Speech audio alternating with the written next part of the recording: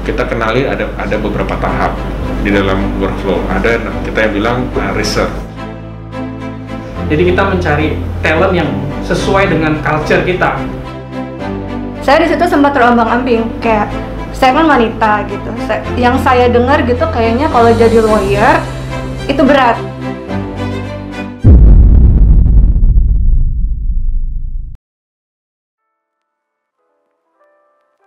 Selamat pagi bisnis law entusias. Perkenalkan, saya Maria selaku moderator pada acara Corporate Talks hari ini.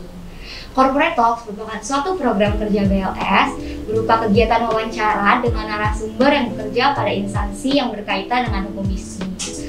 Pada hari ini senang sekali nih rasanya saya telah diberikan kesempatan untuk wawancara dengan orang-orang hebat dari Sandiva Legal Network.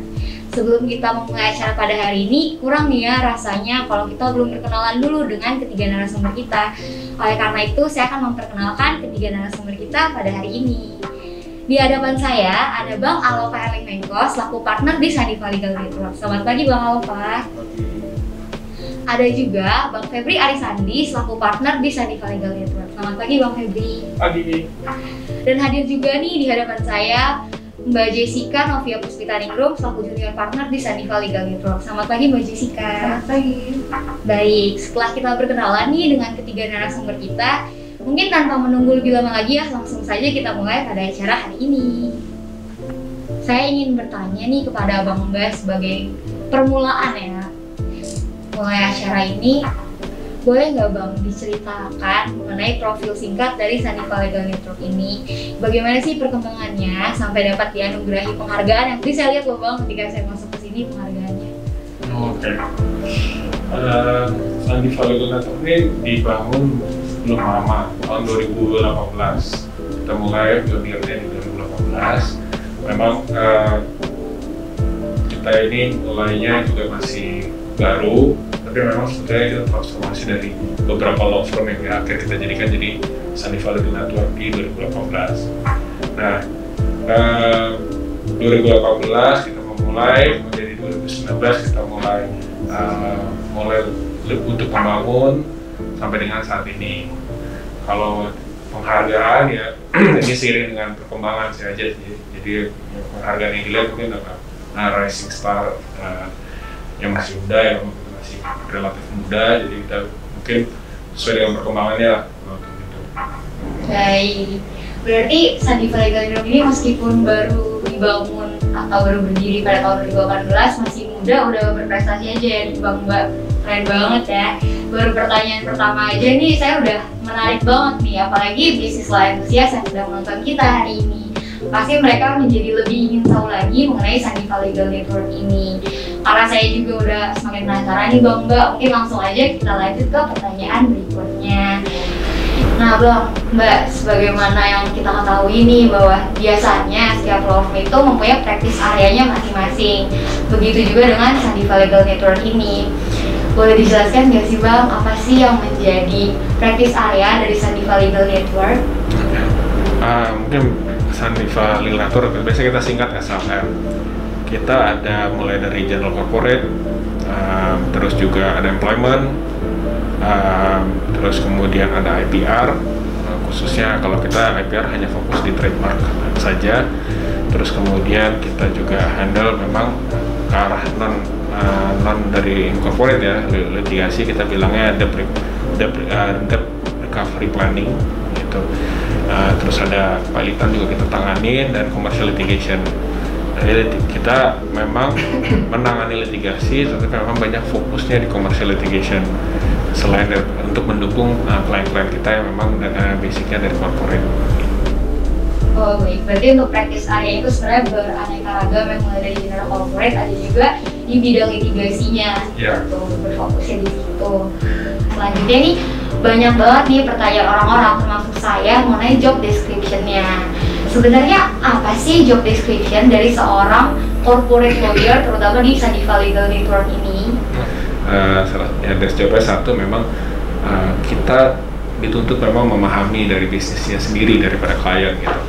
Kalau klien misalnya bergerak di bidang pharmaceutical, kita paham apa sih pharmaceutical company seperti apa gitu. Jadi kita pengen tahu, kita harus tahu bisnisnya seperti apa, untuk kita tahu apa yang dibutuhkan dari klien. Itu yang terutama sih.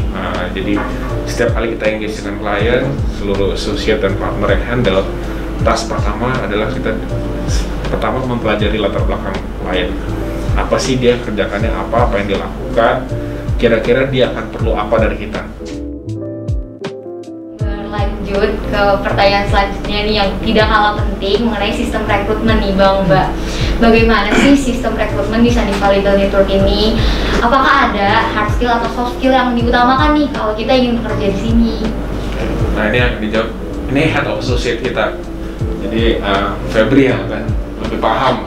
Silakan Bang. Apa yang dilihat? Ya, baik, terima kasih. Jadi Sandiva Legal Network memiliki dua cara untuk merekrut associate di Sandiva.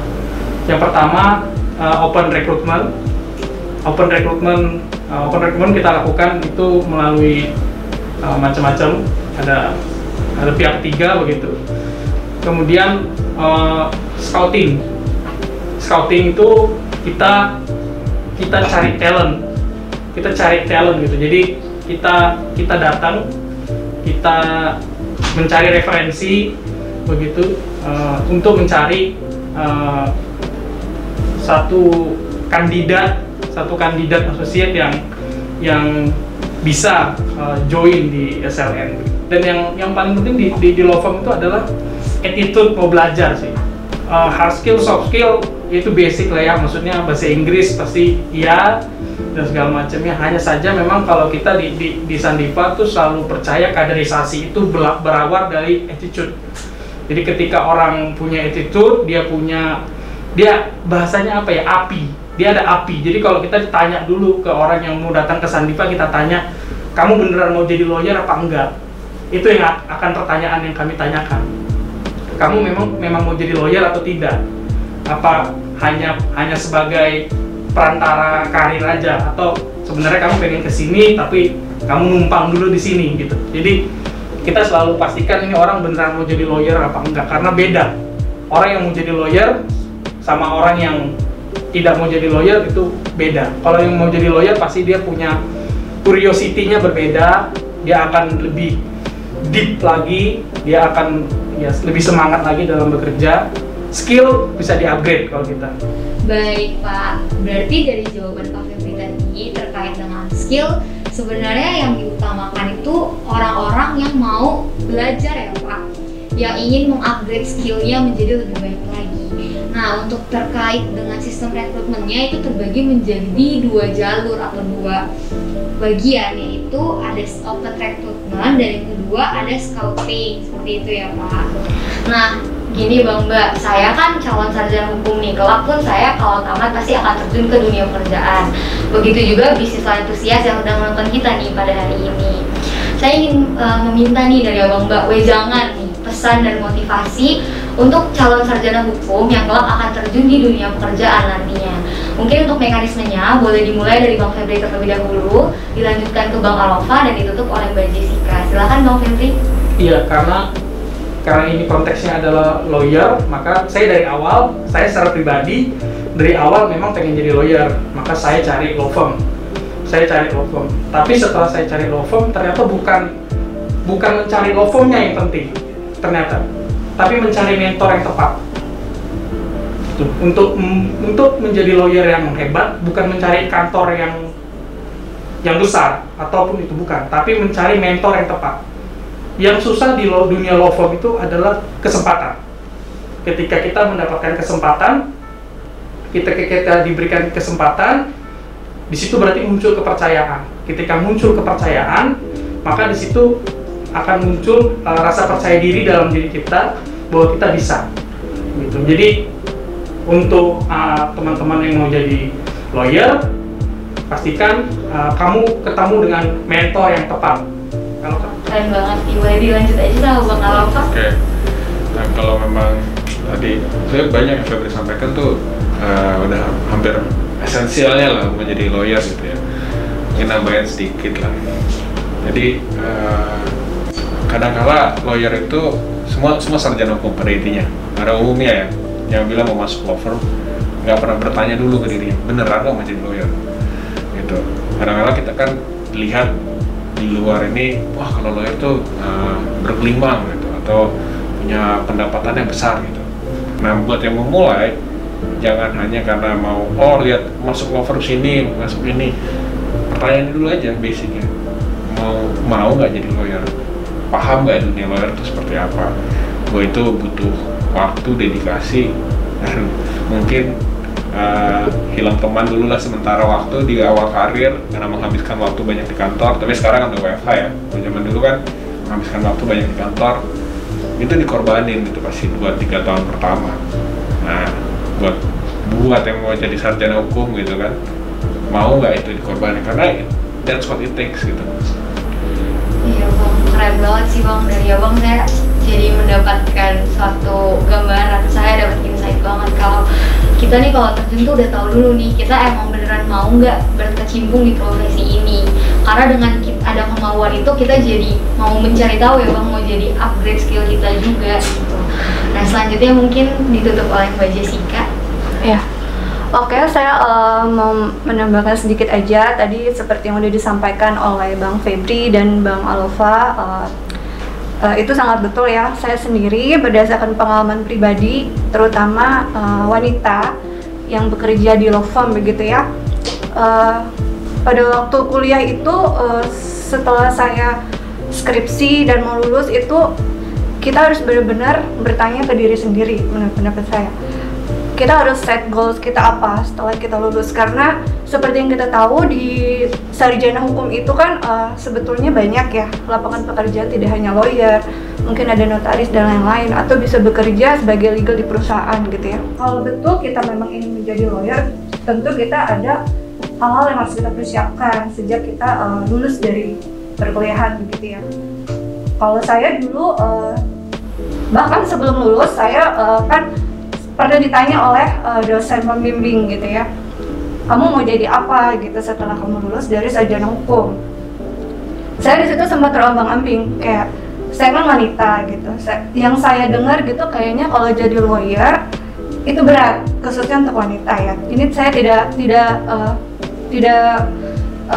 maksudnya tidak mendiskreditkan perempuan, cuman memang pada faktanya seperti itu begitu ya. Untuk teman-teman adik-adik semua yang mungkin ingin menjadi lawyer, jangan pantang menyerah, jangan cepat puas, harus mempunyai dedikasi tinggi dan harus sabar melewati proses, karena proses itu tidak akan mengkhianati hasil. Menarik banget ya Mbak. Saya tadi mendengar jawaban dari Mbak, relate banget sih Mbak, karena saya juga perempuan dan saya sempat berpikir ingin menjadi lawyer juga, dan sempat berpikir jadi lawyer itu susah ya. Tapi mendengar wejangan dari Mbak Jessica tadi, saya jadi lebih mengerti nih untuk gimana sih cara saya nanti untuk set goal saya ke depannya. Nah, untuk menutup rangkaian pertanyaan Corporal Talks pada hari ini, saya ingin menyimpulkan kembali nih wejangan atau pesan dan motivasi yang telah disampaikan oleh ketiga narasumber kita, yang mana ketika kita terjun nih di dunia pekerjaan nantinya, yang penting itu bukan melihat instansinya seperti apa, tapi yang penting adalah kita harus mencari mentor yang tepat nih untuk jadi mentor kita nanti. Dari situ kita bisa set goals kita seperti apa. Selain itu juga kita harus benar-benar menguatkan tekad kita. Sebenarnya kita mau nggak sih untuk terjun di dunia pekerjaan ini? Nah, seperti kita tahu juga nih bisnis enthusiast, bahwa untuk mencapai apa yang kita inginkan itu gak bisa semudah itu ya. Ada prosesnya, ada perjuangannya. Maka kita tidak boleh mudah menyerah dan kita harus terus semangat seperti itu. Dengan terjawabnya pertanyaan tadi, maka berakhir pula rangkaian acara Corporate Talks pada hari ini. Saya Maria, selaku moderator, ingin mengucapkan terima kasih nih kepada Abang Mbak, karena walaupun situasi pandemi seperti ini Abang Mbak, kami masih diizinkan untuk datang ke kantor Sandifa Legal Network ini, dan Abang Mbak juga di tengah kesibukannya mengizinkan kami nih untuk langsung wawancara sama Abang Mbak dalam rangka menjalankan program kerja BLS Corporate Talk. Semoga acara pada hari ini bermanfaat ya Abang Mbak buat kita semua maupun bisnis enthusiast yang lagi menonton kita. Akhir kata, saya ingin mengucapkan mohon maaf apabila terdapat kesalahan kata maupun perbuatan selama acara berlangsung. Saya Maria, selaku moderator, pamit undur diri. Sampai jumpa.